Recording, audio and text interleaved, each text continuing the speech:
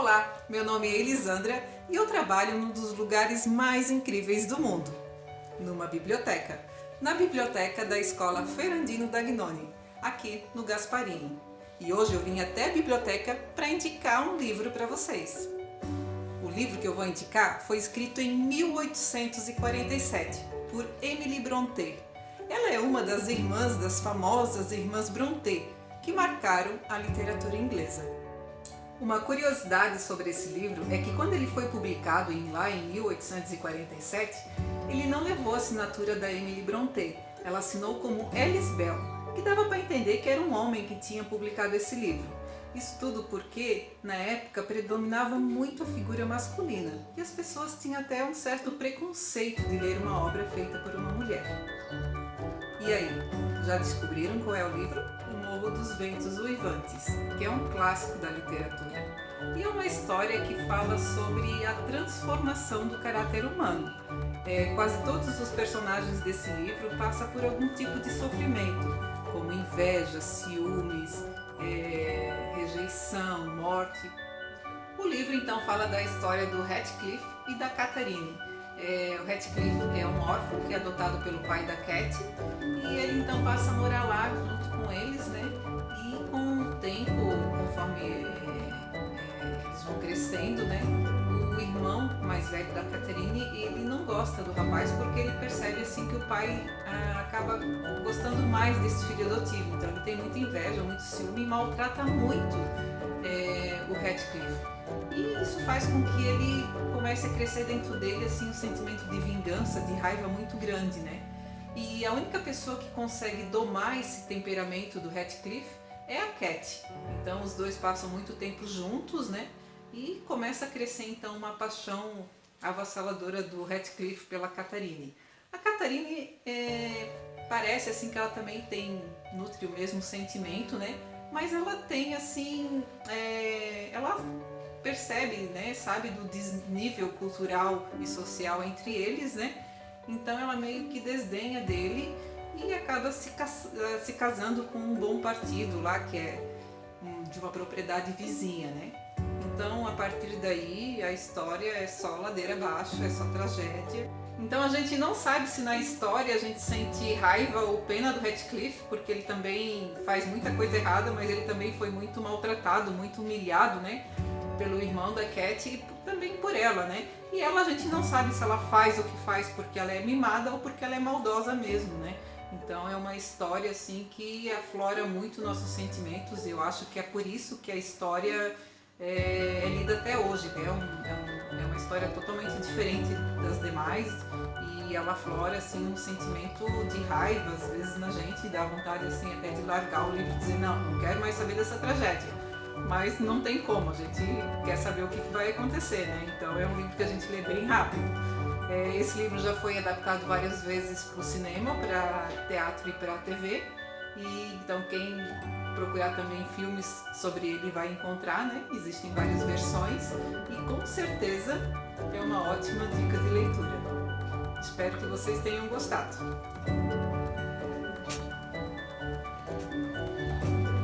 E aí pessoal, tudo bem? Aqui é o Luiz, trabalho como agente de biblioteca na Aninha, Escola Aninha, Praça Céu, EJA e Olímpio Moreto. E hoje eu separei esse livro aqui, ó, O que o Sol Faz com as Flores, da Rupi Kaur, com uma sugestão de leitura para aquele que não tem muito hábito da leitura, que não costuma ler todos os dias, mas sabe que a leitura de certa forma ela é importante e gostaria de começar a ler, né? Mas não sabe por onde muito bem começar.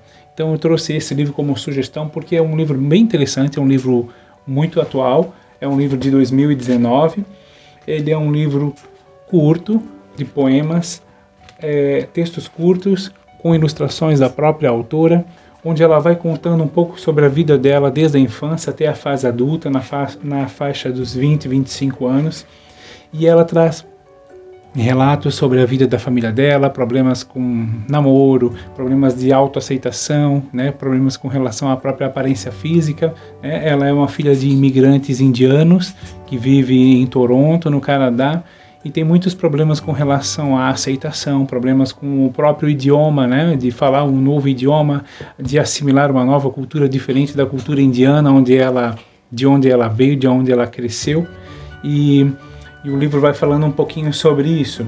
Eu separei um texto aqui dela, bem curtinho, ele tem vários tamanhos, na verdade. Por exemplo, tem páginas onde você encontra um poema que é só uma frase, com alguma ilustração feita por ela mesma. Em outras ela vai trazer um texto um pouco maior, mas isso ele vai se interligando, e à medida que você vai avançando na leitura, você vai conhecendo toda a história dela, o caminhar, a trajetória dela, dentro desse livro que tem esse título curioso, que é O que o Sol faz com as flores, onde ela faz uma comparação, como se ela fosse uma flor e o sol fosse os problemas, fosse o mundo ao redor dela. E a ação do sol sobre a flor, ela faz uma analogia comparando a ação do mundo, a ação dos sentimentos, dos dramas sobre a vida dela, que muitas vezes a oprimia, a entristecia, e ela vai compondo os poemas dentro dessa lógica. Eu separei aqui o poema que diz assim, um poema bem curto: Autodestruição. Né? E ela diz assim, a forma como você fala de si mesma, a forma como você se humilha até ficar minúscula é abuso, autodestruição. Né? Ela faz uma ilustração no final do poema. E esse poema ele ficou muitos dias na minha cabeça, ele me fez pensar muito sobre a minha própria vida, minha própria personalidade, porque muitas vezes a gente acaba aceitando a opinião das pessoas ao nosso redor como se fosse uma verdade, trazendo isso para dentro da gente, né?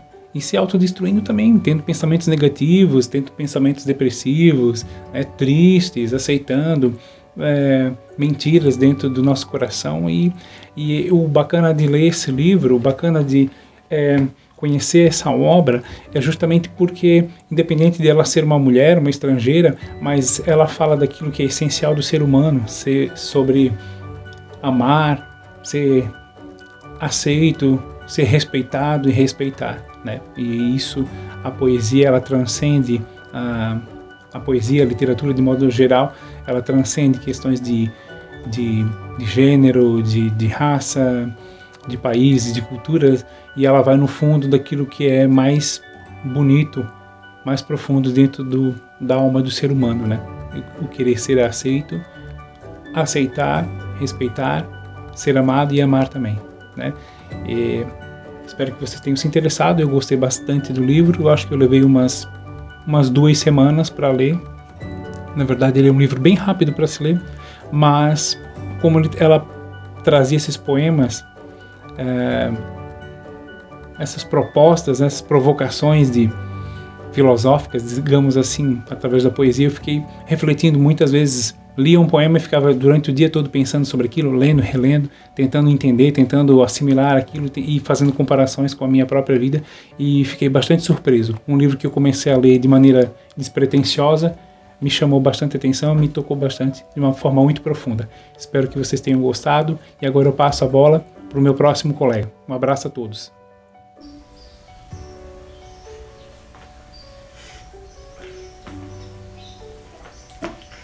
Olá, crianças e crianços, eu sou o Leonardo, agente de biblioteca da Escola Norma Mônica Zabel. Eu vim falar para vocês do meu livro favorito, Frankenstein. Ele foi escrito pela autora inglesa Mary Shelley, publicado pela primeira vez lá em 1818. Se a primeira imagem que vem à sua mente quando a gente fala de Frankenstein é de um cara verde, abrutalhado, que não consegue nem falar direito, é porque essa é a imagem geralmente utilizada pelo cinema. Desde o primeiro filme do Frankenstein, lá de 1931, na atuação de Boris Karloff, que é a imagem que se usa até hoje. Mas a descrição do livro é bem diferente. Para começar, Frankenstein não é um monstro, é um médico, Dr. Victor Frankenstein, e constrói um homem monstruoso agregando partes de cadáveres coletados nos cemitérios. Quando a criatura ganha vida, o médico se dá conta da coisa terrível que fez e sai correndo, sem nunca ter dado um nome à sua criatura. A época da publicação do livro estava se começando a utilizar energia elétrica. As pessoas ficavam imaginando quais seriam as possibilidades dessa nova descoberta. Em experimentos com rãs, por exemplo, os cientistas demonstravam que os membros respondiam às descargas elétricas. E foi aí que Mary Shelley teve sua ideia nefasta. E se fosse possível trazer um corpo de volta à vida? E foi assim que nasceu esse livro, muito importante para a história da literatura mundial, pois ele foi o primeiro livro de ficção científica. Ao dar o seu primeiro respiro de vida, a primeira coisa que a criatura experiencia é a rejeição, pois ela é abandonada pelo seu próprio criador. E essa rejeição vai acompanhá-la por toda a sua vida. Afinal, as pessoas são tomadas por uma extrema repugnância, só de olhar para ele. Assim, ele é obrigado a viver escondido e começa a observar as pessoas. E com o tempo ele vai aprendendo tanto a falar quanto a ler. E isso é muito importante, porque em certo momento da história, ele nos conta sobre tudo que ele sofreu e sobre tudo que ele sentiu durante a sua vida. O que nos faz ter empatia pela criatura, que nunca pediu para existir, nunca pediu para ter aquela forma, e que estava condenado a jamais experienciar algo como o amor, por exemplo. Essa é uma obra genial, mas nenhuma editora quis publicar à época, simplesmente porque a autora era uma mulher. A primeira edição teve que ser publicada anonimamente, ou seja, sem o nome de Mary Shelley. Quer dizer, uma obra de tamanha importância que inaugurou todo um gênero quase não pôde existir por pura ignorância. Então é um livro que tem muito a dizer, não só nas palavras impressas nas páginas, mas também no próprio caminho que teve que percorrer para a gente poder ter acesso a ela hoje. Bom, em um dos momentos mais críticos da história, a criatura persegue o Dr. Victor Frankenstein para confrontá-lo e fazer um pedido absurdo. Mas o que ele pediu, vocês vão ter que ler para saber.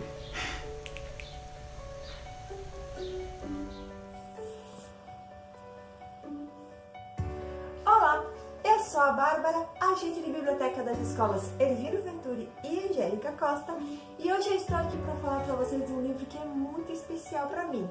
É um clássico da literatura. O Pequeno Príncipe, do autor Antoine de Saint-Exupéry. Esse livro foi publicado originalmente em 1943, durante a Segunda Guerra Mundial, e de lá para cá ele foi traduzido para muitos idiomas, sendo hoje em dia o segundo livro mais traduzido do mundo, ficando atrás apenas da Bíblia. Apesar de ser um livro juvenil, ele fala também ao coração das crianças e adultos.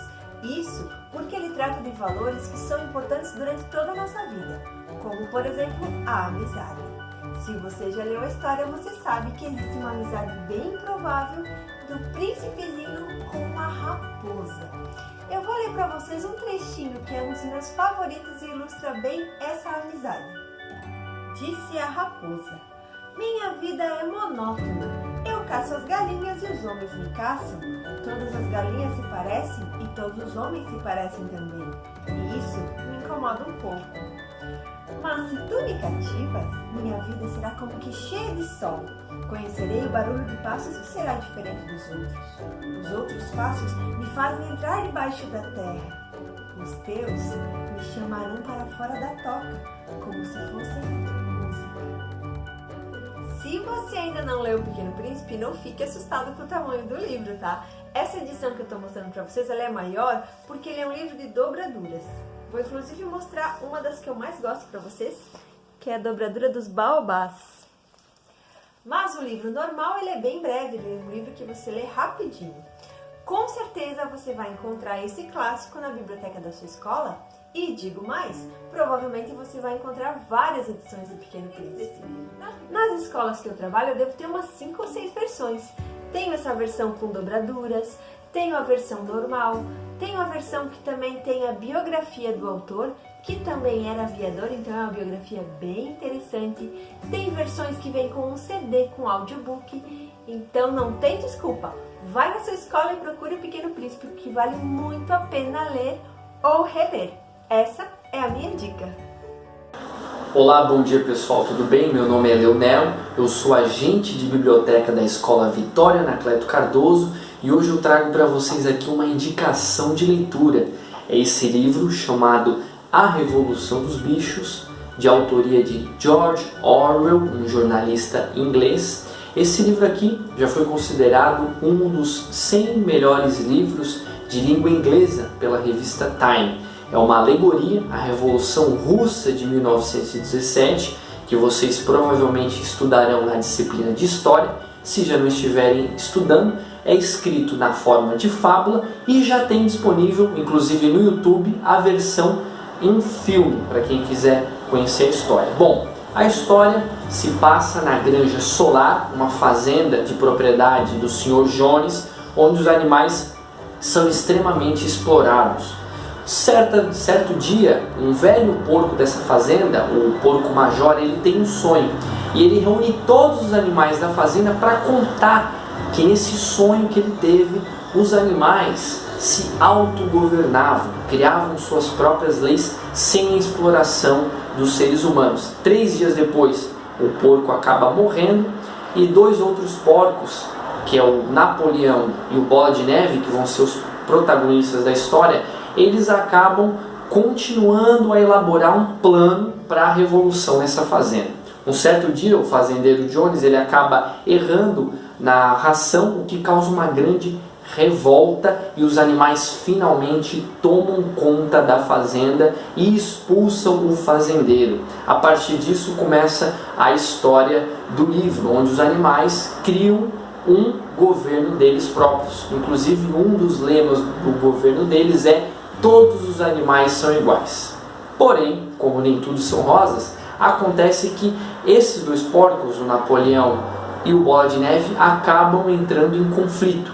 O Napoleão acusa o Bola de Neve de traição e expulsa ele da fazenda. A partir disso, os porcos, que eram considerados iguais aos outros animais, acabam ganhando, digamos assim, alguns privilégios. Entre eles, por exemplo, eles acabam vivendo na velha casa do Sr. Jones, que era um ser humano. Só que o que acontece, uma das regras dos animais era que ninguém viveria naquela casa para diferenciar os animais dos seres humanos, né? Então o que acontece? Fica muito estranho, as coisas começam a mudar e aqueles ideais antigos de igualdade começam a ir por água abaixo. Eu não vou falar mais nada a respeito da trama, porque é onde o livro se desenvolve melhor. Eu recomendo para vocês, se quiserem saber um pouco mais sobre essa história dos animais que tomaram conta da fazenda, que vejam o filme, assistam o filme ou leiam o livro. Essa é a minha indicação para hoje. Eu espero que vocês gostem. É um livro bem fácil de ler, bem tranquilo e bem legal, e que trata de assuntos importantes, né? Poder, política, que são coisas inclusive bastante atuais. Espero que vocês gostem e até mais. Tchau, tchau.